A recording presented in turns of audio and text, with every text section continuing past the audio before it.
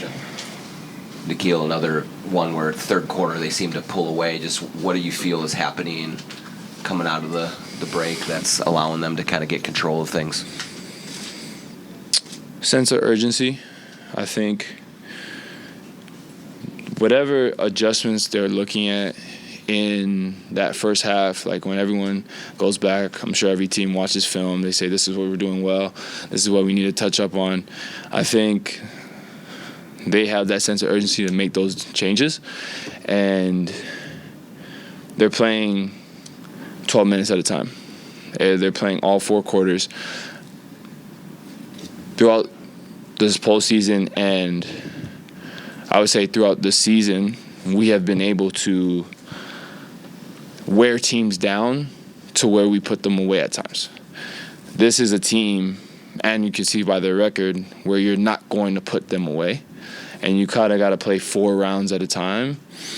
If it's a knockout, it's going to be a TKO, and so I think that's the main difference. Are the three-point shooting struggles for the team as a whole, is that more what they're doing defensively to make you guys uncomfortable? Is it just missing shots you normally make? What do you see there? These are open shots. They're open shots. We got to make open shots. And I have faith that we will. Whether that's more repetition, I know we have workers on the team, so they're going to work to making sure that they're prepared. Last game, I missed shots. So for me, it was a focus on really owning in on my principles, my base, all the stuff that I tell myself, good risks and so forth. And so I think the main thing out of all of this and the big takeaway was that fourth quarter. And we made shots, yes, but I think because we played with pace, that's the reason why. Nikhil, in that, in the first game, you guys did a really good job of running them off the three-point line, and, I believe it led to a season low in three-point attempts for them. And the same thing kind of in this game, a little bit more, but you guys have, held them to shoot, below 50% from the three-point line in this series.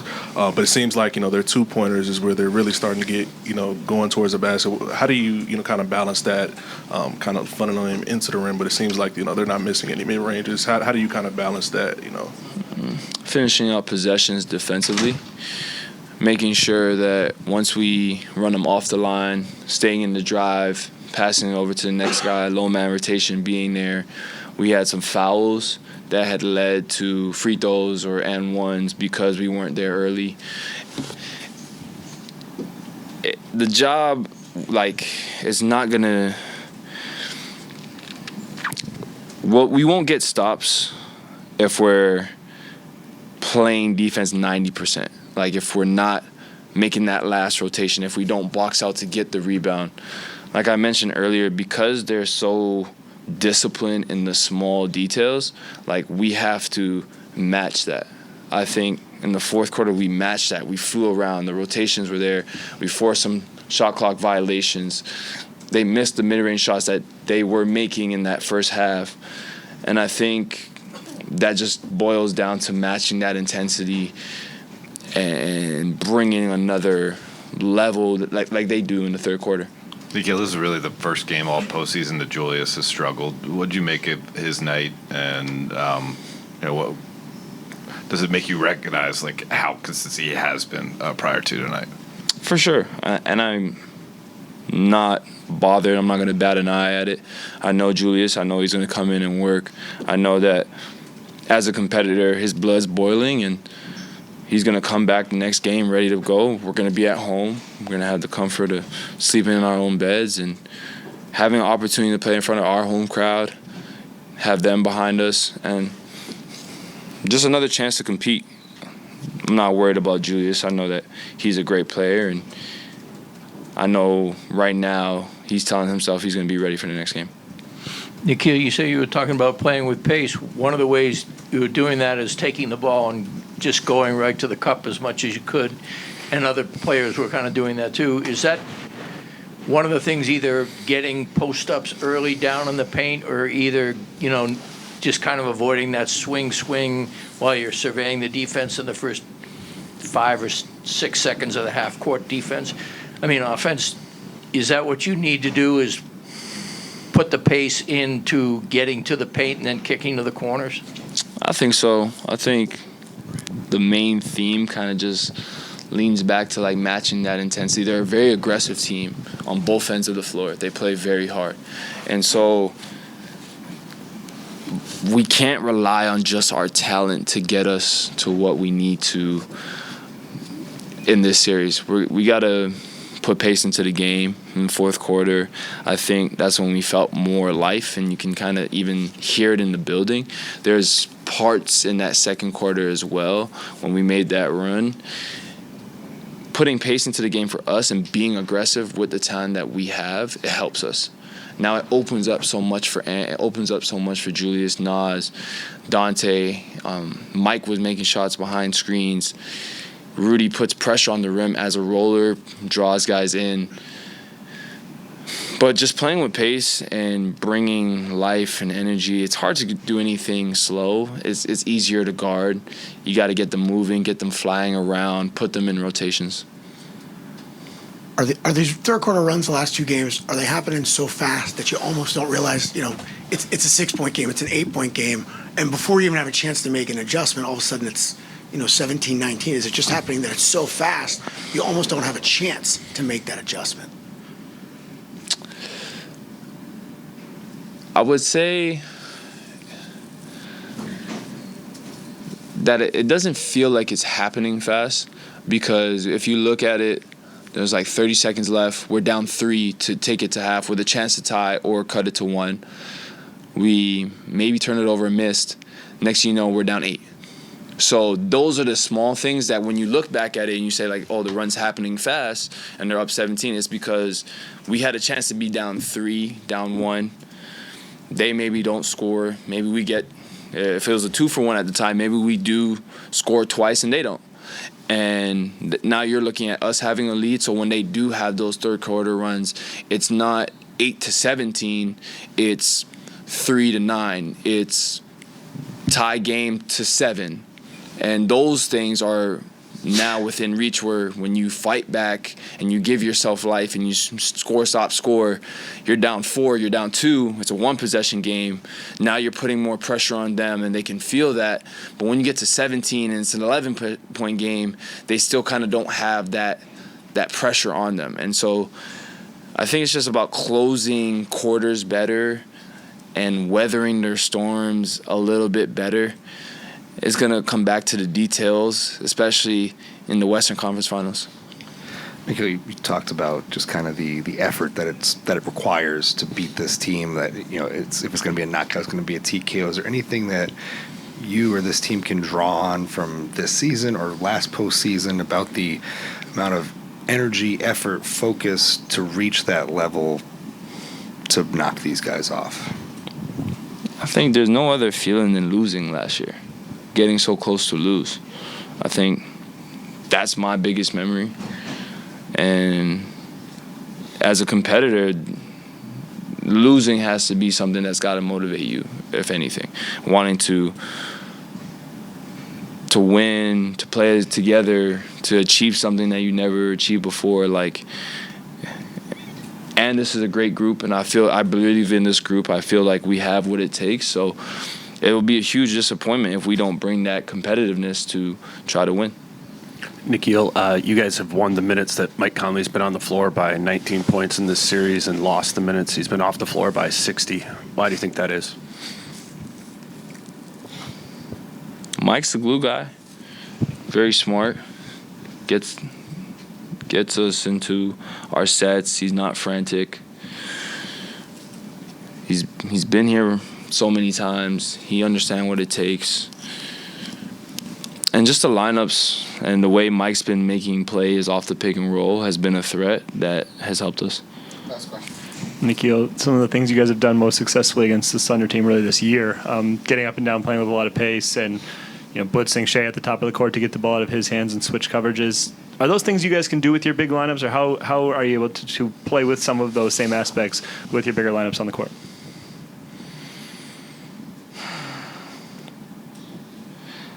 All 5 got to be on a string, got to be connected. Against a player like him, he's going to be aggressive. He's going to get to his ankles, get to his spots. the more bodies we're able to throw at him, fly around in rotations, I think that will help us, especially when he gets the angle at bigs, bumps them. Now they're trying to play in the recovery space, and that's exactly what he wants. Trying to draw a foul, trying to bump, get to a spot. So shrinking the floor a little bit better, rotating a little bit better, not getting hit by screens, staying connected as much as we can in that drive to kind of east-west him more than north-south.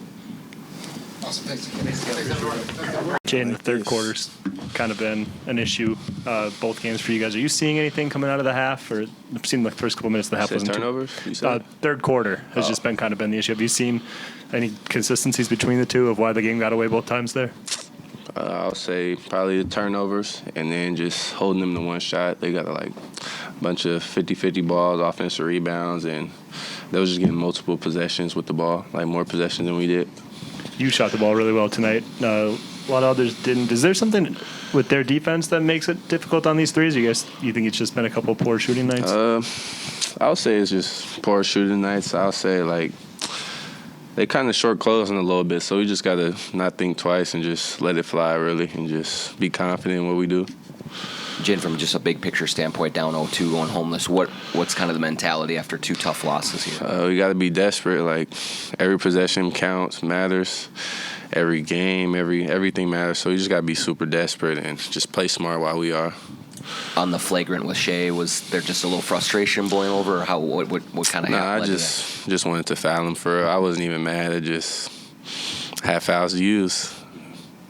How did, in the fourth quarter, you guys did start to get back into it a little bit. What do you think you found there that you can build on going forward? Probably just getting the ball out of Shea's hands early. And then when we did get the rebound, just not waiting, just everybody running and just attacking the gaps that they give us and being aggressive. I feel like we start the game that way. I feel like we can, give ourselves a chance to win the game. Julius has been so good for you guys all playoffs. A little rough night tonight. How do you kind of withstand that when he's just not having one of his usual nights here? More of us just got to step up. He's one of our top players, so if he's not doing well, other guys, we just got to come in and contribute and really just fill the absence. But, I'm not stressing off it. Drew, I see him work out every day and put the work in, so the nights happen, like last night. He had a great game, so it just happens. The formula you just described at the end of the fourth quarter tonight is exactly how you guys won that game here earlier this year. What are the keys to playing that way when you guys have bigger lineups out there earlier in the games? We just got to run, and just get out of each other's way, have a good spacing, when we're running the court, make sure our corners are filled, or if Rudy's in the dunker's field, then we just got to have the right space and be in the right spots early just in case our teammates need outlets.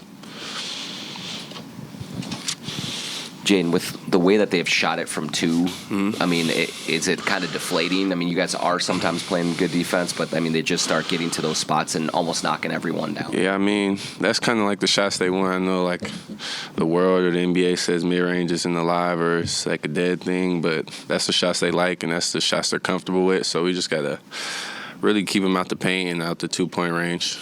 How do you keep guys out of that 10 to 14-foot range when they run so much pick and roll?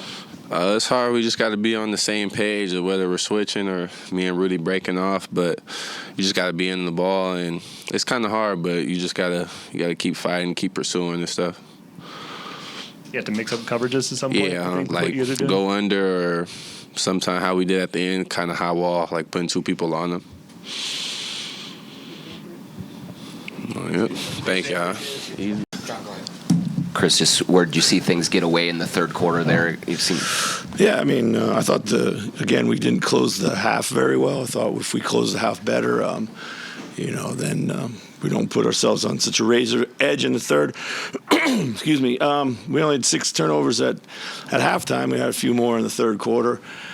Missed some shots. Didn't finish at the basket, and then. Led to a bunch of stuff in early attack mode for them. With the way these two games have played out, just what do you have to say to your guys, or what are you looking for going back home? Every minute in the series is a chance to find something. So we're going to go back home. This is a good team at home. So we're going to go home and fight for Game 3. I mean, heads up and look at the tape and get ready for Game 3. So. Randall's limited impact carried over from the second half of Game 1 to basically the whole night tonight. What did you see from him, and why'd you go with Nas to close? Yeah, I mean, I just thought Nas has had a good game going, and just wanted to try to see if I can spread the floor and get some quick decision making out there, and just trying to change the complexion of the game. So. Seemed like the offensive process was pretty good in the first half. Yeah. Did you see maybe deteriorate a little bit in the third? Gotta look at the tape. I mean, I thought we missed. There was a moment there when the game was kind of starting to get away from us, where I thought we missed some good shots. We had some good corner threes that we needed to knock down. We just didn't.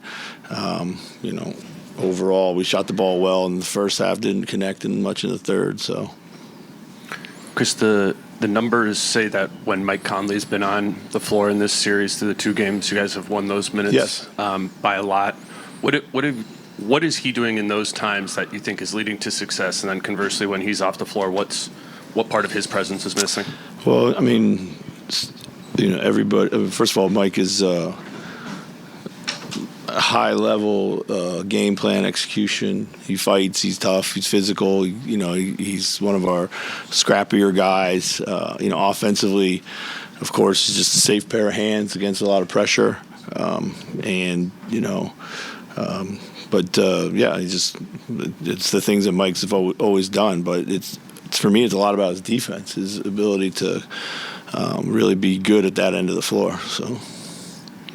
Chris, what's made Jalen Williams difficult to stop so far in this series? I mean, he's getting to his left hand way too much, and we got to do a better job of kind of cutting that off. So, Chris, you always say the best stand is the near triple-double ant. Yeah.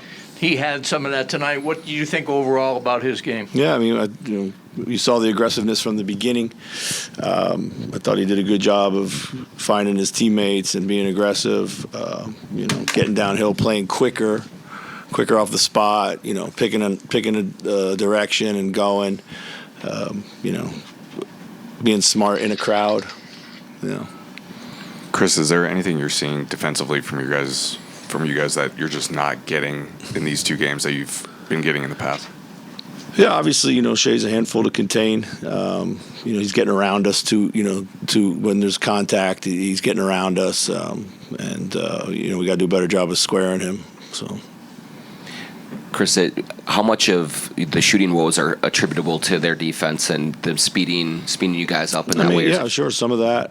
But I thought we had really good looks. So I thought we were a little more sped up, if you will, in Game 1 tonight. Not so much. So. Seemed like you played through the post a lot more in this game. What did you like about what that gave your offense? It's a way to get the ball kind of in and around the paint. And we did. We whether it be Julius or Nas, I thought Nas was really good down there. Kind of settles things down a little bit for us. Seemed like Ant had some. Yeah, we posted him up early. Just wanted to try to get him close to the basket if we could, where he doesn't have to kind of navigate through a bunch of help defenders and gap help and all that. So. This Oklahoma State's been really good in that 10 to 14 foot range. Yeah, what's the challenge of defending a team like that when so often those are kind of the looks that you're comfortable giving up? Yeah, I mean, we've contested a bunch of them, but I think we got to stay a little more connected in that part of the floor, so.